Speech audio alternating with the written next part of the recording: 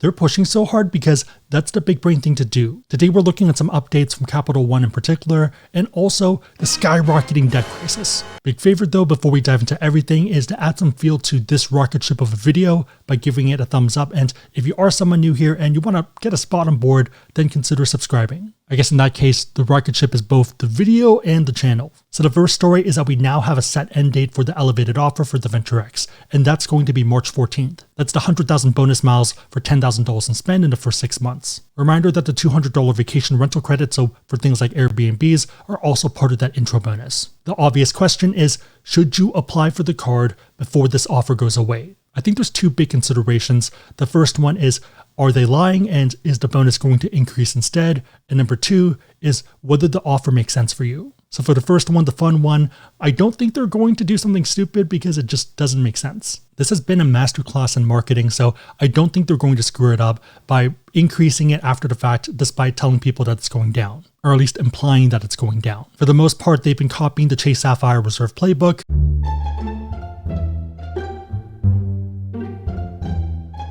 So I totally expect something like 50,000 or 60,000 bonus miles for $4,000 in spend in the first 3 months. Given that, in terms of the absolute number of points you get, I think the current offer is your best bet. For the second one, which is the more serious one, does it make sense for you? I think it really depends on what your situation is. So just because there's a great offer doesn't mean that it's a great offer for you. If you're someone on Team FIRE, or you live in a low cost of living area, or you're a student, then $10,000 is a stupid amount of money. 99% of the time, outside of some very specific edge cases, it doesn't really make sense to increase your spend just to hit an intro bonus. The math just doesn't work out because intro bonuses are a percentage of that spend. If you're on the fence, I think another consideration is the return on spend. I talk about this a lot, but let's say 100,000 miles are worth at least $1,000 divided by $10,000 in spend, that's 10% return on spend. Let's say it drops down to 60,000 bonus miles, so $600 in value at least for $4,000 in spend. That's going to be 15% return on spend. So you have 10% over here and 15% over here. It can sound pretty pedantic, especially for people who have very high spend because they're going to hit that anyways. But for normal people who have a fixed income, give or take, because you know what you're making and you kind of have a fixed outcome of money that you spend, optimizing this is kind of a no-brainer, especially if you're in the early game or mid game and you have a lot of different options. It doesn't necessarily make sense to go for this big offer when you could maybe even hit 2 or 3 different smaller ones that get you more net value. Okay, so with that said, is the current offer worth it? Yes, I think it's very good. If you can hit it, then it's a no-brainer. If you are someone who's on the fence about it though, then I'd probably circle back because you just don't want to put yourself in that position. If you're looking at your list of upcoming spend and you're like, hey, I can easily hit this, perfect. If you're looking at it and you're like, oh, how do I add an extra $4,000 or $3,000, then probably not a fit. I'd rather you go for something that easily fits versus trying to cram in a gigantic spend that just isn't working out. If you want to learn more about cards, probably the Venture X in this case, and you want to support the channel, we do have links on the website, AskSebby.com, and also down below in the description box. Make sure they're competitive, but otherwise, huge way to support the channel, so thank you guys in advance. In terms of the card, super fast, I think it's a top 3 keeper card of 2022. $395 annual fee, but you also get a $300 travel credit every year, 10,000 bonus miles worth at least $100. So in effect, they're paying you about $5 to keep the card as long as you do 1 trip a year. On top of that, you get a ton of other benefits of the card, obviously the card itself, but you also get the lounge perks, which I think are the key ones. So Capital One lounges, Priority Pass, Global Entry, and TSA PreCheck. You can kind of think of it as a travel card that pays for itself. The fact that you can add up to 4 authorized users for free and they also get Priority Pass makes it pretty interesting for people who have kids in college. Or let's say you graduated and you're someone who travels a lot yourself, but your parents kind of started traveling again, but they don't travel as much as you and they just don't want to justify a travel card. This is a way to add them on and get them those perks. If you're playing a simple game, then this can easily be a 1-card setup. If you are playing a more advanced game of a lot of cards, then this is our bread and butter. You want to find these opportunities where you can pay an annual fee and then get value above that just by keeping the card. Percentages are great if you have very high spend, but for normal people, you're looking for opportunities to pay X and get X plus Y value. You're paying $395 annual fee for a card, you're crazy. You need to just get a cashback card that has no fee and then use the cashback to pay for your lounge stuff. But to earn $65 to do a visit, even at 5%, that's $1,300 in spend. If you're a big spender and you're focused on cashback, then the Spark Cash Plus also has an offer ending on March 14th, up to $3,000 in cashback.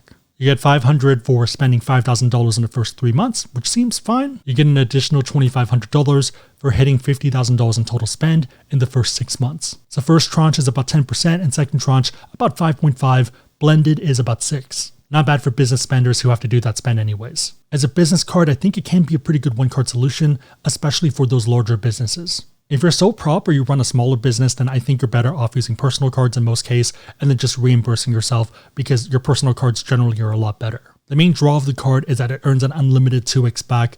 A lot of other cards out there either are something like 1.5x or they are category based, or they just have caps. Reminder that you can turn cash back into miles with this card as well. Speaking of miles, Capital One just added Virgin as a transfer partner, and it's going to be at a 1-to-1 rate. This means that the big four issuers all transfer to Virgin, and I think this is a great thing because it means you can pool your points more effectively. I would say that there's two sweet spots, A&A as well as Delta. I've talked about the A&A one a ton of times because it's absurd value, and I think it's a no-brainer, especially if you want to try that once-in-a-lifetime YOLO trip. 120,000 points for round-trip business class from the east coast of the US to Tokyo. From the west coast, it's 110,000 points, so a little bit cheaper. When people ask me the best use case for about 100,000 miles or points, this is my go-to answer. Retail of this is about $22,000, and just because we're not paying it doesn't mean that other people aren't. I'd happily pay, or I guess exchange, something like $1,000 for a $22,000 flight. I'd happily pay that off cash too, but that's not an option. How would I even turn $1,000 into $22,000? I guess you could argue investing it and then letting it compound and grow, but that's probably 20 years down the line, and then once inflation factors into it, it's going to be a lot more expensive as well. I guess maybe if I got very lucky into an NFT project and just aped in a ton of money, then that could work out, but I feel like there's not any other use case that's very easily turning 1,000 into 20,000 in value at least. Another sweet spot is Delta, and I think this is pretty useful for people who want to go to Europe. 50,000 Virgin books you into Delta One, and that flies you pretty much anywhere into Europe other than the UK. Also probably one of the simpler bookings. Lastly is that Capital One is doing a transfer bonus for 3 of their partners, and this does have a deadline. So this is going to be a 20% transfer bonus ending on March 31st, 2022. This is for Aeromexico, Avianca, as well as Wyndham. If you have a use case where you want to use the points, then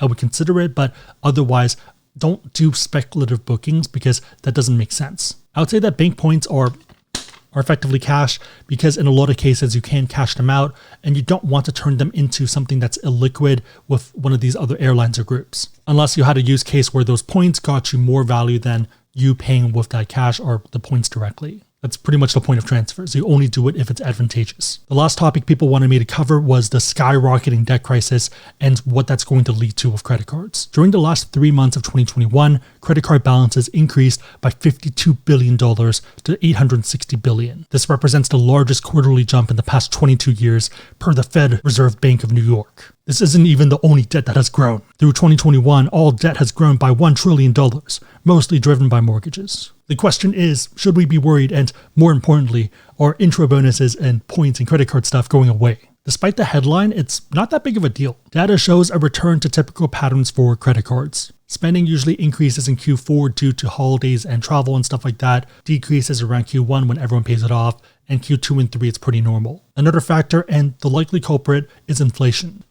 Money gets printed, people spend more money, bonuses and salaries go up due to people spending more money, and cost of goods increase. The reason things look worse is because we had record-breaking inflation in 2021. The New York Fed researcher said exactly the same thing. Even though rise in debt was larger than average, American households are in pretty good shape. In fact, and hilariously enough, credit card balances remain $71 billion lower than pre-shutdown levels at the end of 2019. Delinquencies are low at 3.2% of debt that's 90 days or more past due. And apparently we're nowhere near hitting our credit limits, with available credit actually increasing during the last year. If anything, this tells me that we have more credit card users, arguably people who are a bit more responsible. Banks love this, and that's why we've seen increased intro bonuses. Probably why you might have seen more 0% balance transfer offers in the mail like I have. By itself, all of this, despite the title, is a great thing. Mortgage and car loans are also increasing, but it's due to the craziness of those markets. One of them being supply chain, and then the other one just being people trying to buy homes. Wow, mortgage debt is so much higher. Yeah, because places are going up 20% in 12 months, which is not normal. Nashville is up 17.9%, Austin 20.1%,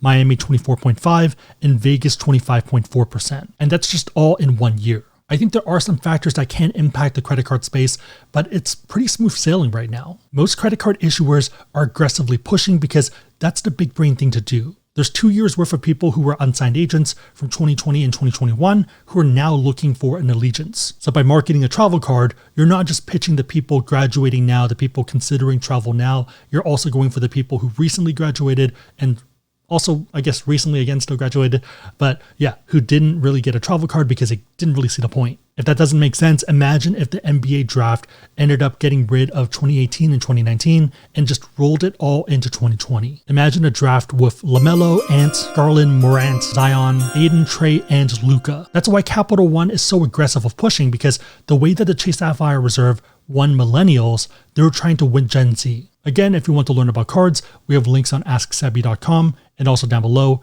in the description box. My question for you is, what do you think Capital One can do to not just challenge for the throne, but take it? Or do you think they already have? Also, on the debt side, do you think that's good, bad, or do you think there's any other factors that we're not considering that might end up causing it to blow really fast? Let me know and everyone else know in the comments down below. With that said, give this a like, but otherwise, hope you guys liked it. See you guys next time.